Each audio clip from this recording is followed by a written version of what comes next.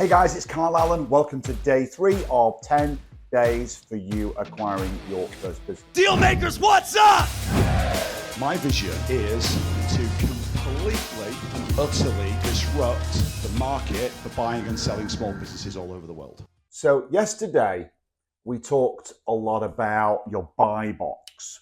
What are the determinations that you need to go through regarding the sectors that you know and you understand and you can add value to, whether you want to be an owner investor or an owner manager. And we talked a lot about location. I was in a strange location. I was driving around after dropping my son off at a soccer academy trial. He did very well, actually. He's got some games coming up for that, which is really good. I know a lot of you have been blowing me up from yesterday's video, wanting to know how we went on. I appreciate that. But today, we're going to talk about deal origination. So deal flow is the kind of holy grail, because if you don't have any deals to analyze, if you don't have any sellers or business owners that you want to meet, then you can't really deploy a lot of the lessons and the strategies that I'm going to teach you over the rest of these 10 days. So once you've identified your buy box and you know exactly what types of businesses that you want to do versus the ones that you don't, which is also really, really important, now we get into deal origination. So there are 4 major categories of deal origination, and I'm going to go through them right now. I'm going to create 4 big red boxes, and then I'm going to fill them in. They're all very different. They all have advantages and disadvantages. So let's start off with the first one, and the first one is really the place that everybody goes to when you're kind of a rookie and you don't really know a lot of the different strategies, and it's brokers. So there are literally thousands and thousands of business brokers out there. There are lots of kind of aggregator sites like MLS if you're into real estate. The largest, most popular one is called Biz Buy Sell. So everybody that's looking to list a business for sale goes on Biz Buy Sell.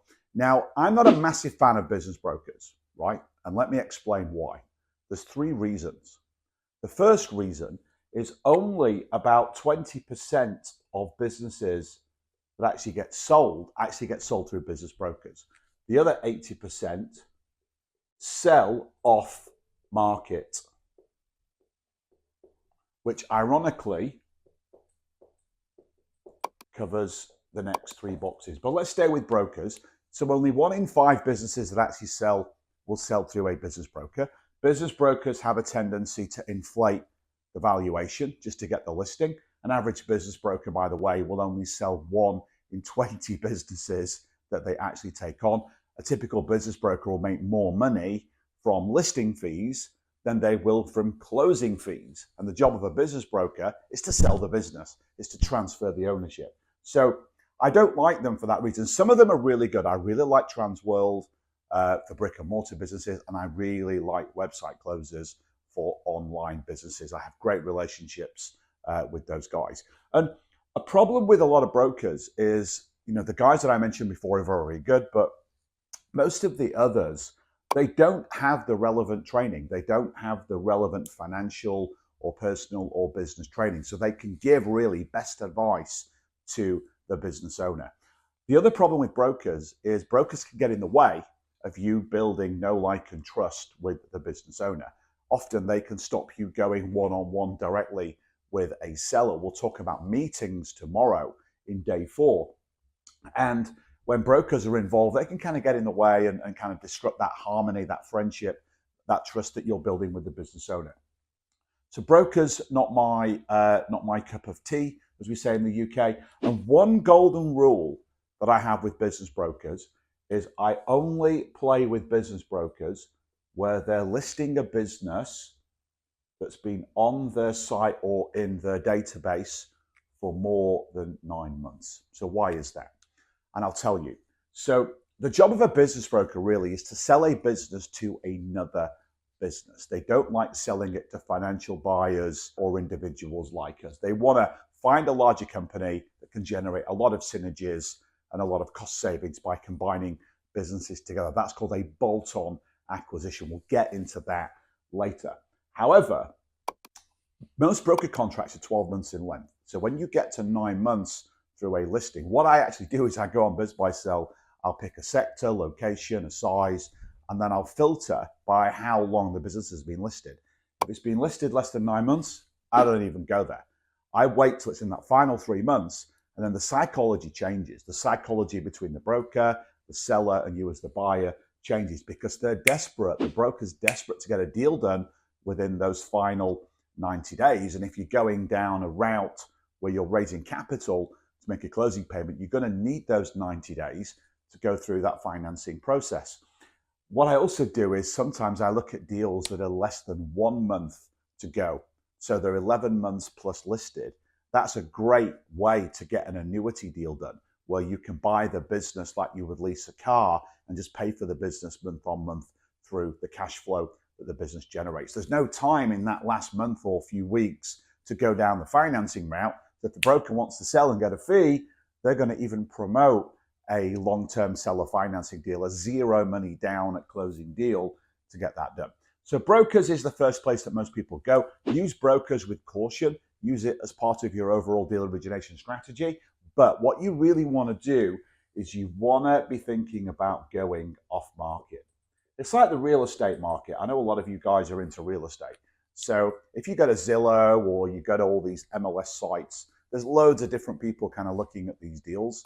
In business acquisitions, there's not as many because there's a lot more people buying real estate than there is buying businesses. It's like 30 to 40x higher in the United States buying real estate than actually doing business deals.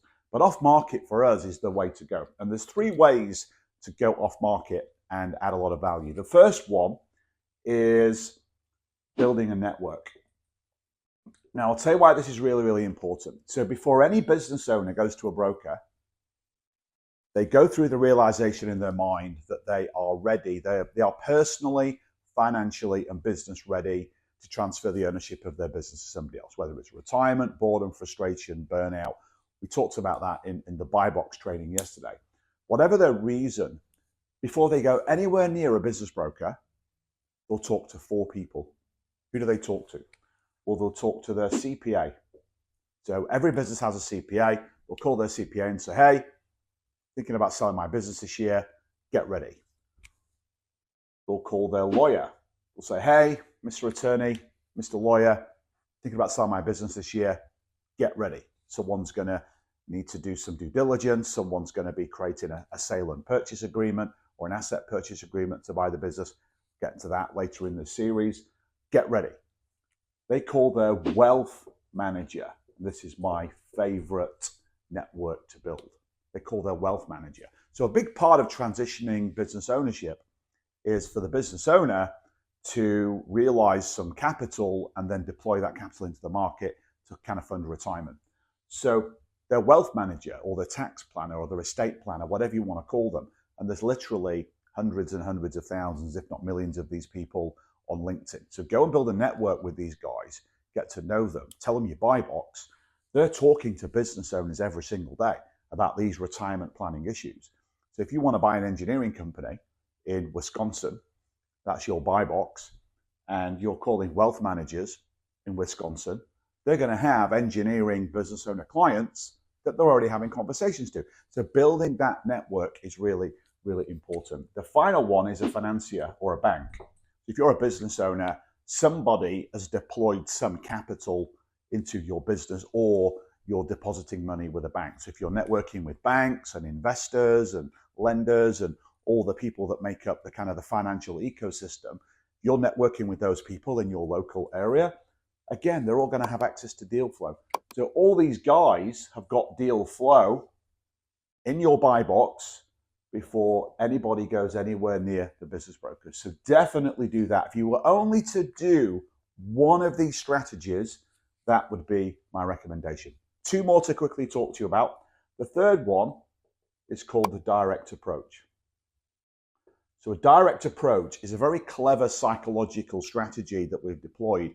And if you sign up for my 10-day business buying training, and the link is below in the comments for this video, I'll give you all the tools and the templates that you can leverage for yourself to generate deal flow using these methods. The direct approach has 2 components.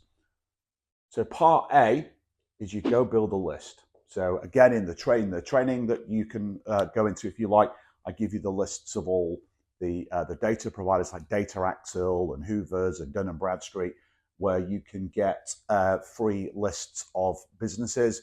So you can say, hey, show me all of the engineering companies in Wisconsin within 50 miles of my location that are doing between $1 and $5 million in revenue.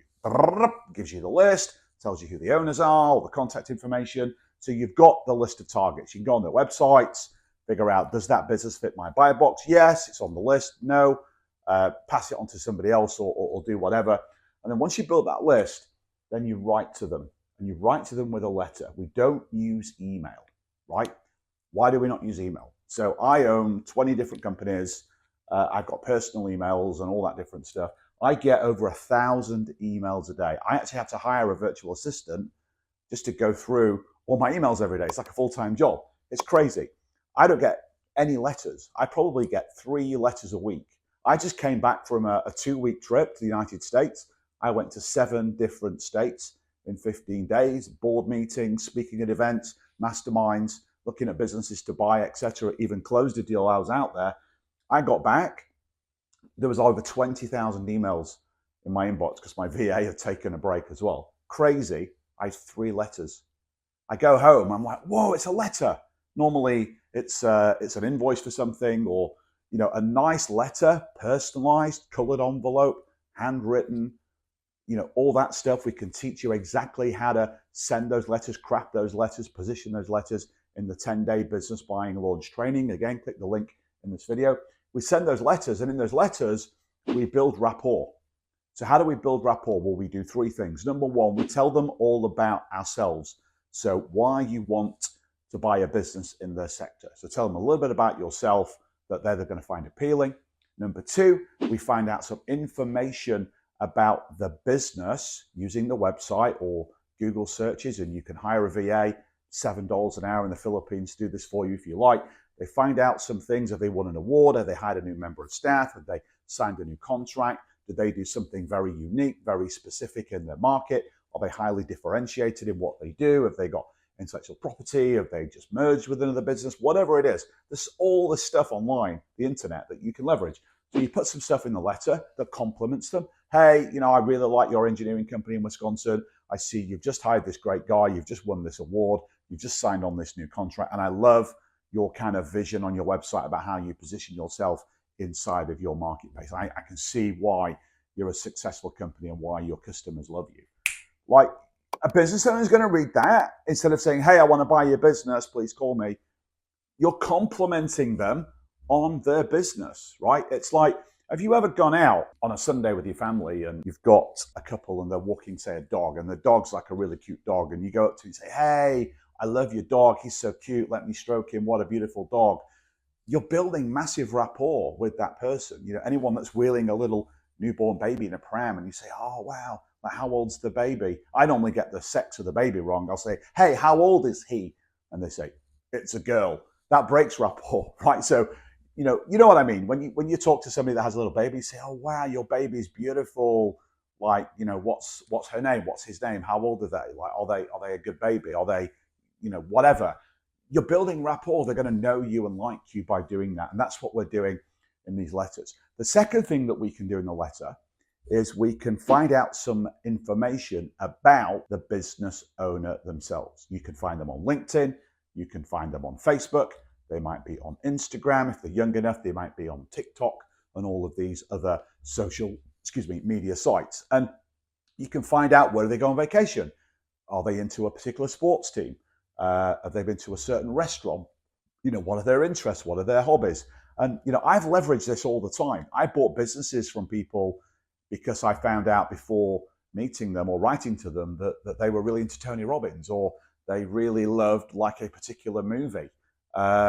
So even if I don't know anything about any of those things, I will research that or get my VA to research that, and I drop that information into the letter. So you want people to read those letters and think, wow, this person's really interesting. They know a lot of things about my business, and they know things about me. I can relate to that person. That drives the conversion of you sending a letter to then getting a follow-up call and having a meeting to discuss the purchase of the business. So direct approach is really, really good. And then the final one is social media marketing.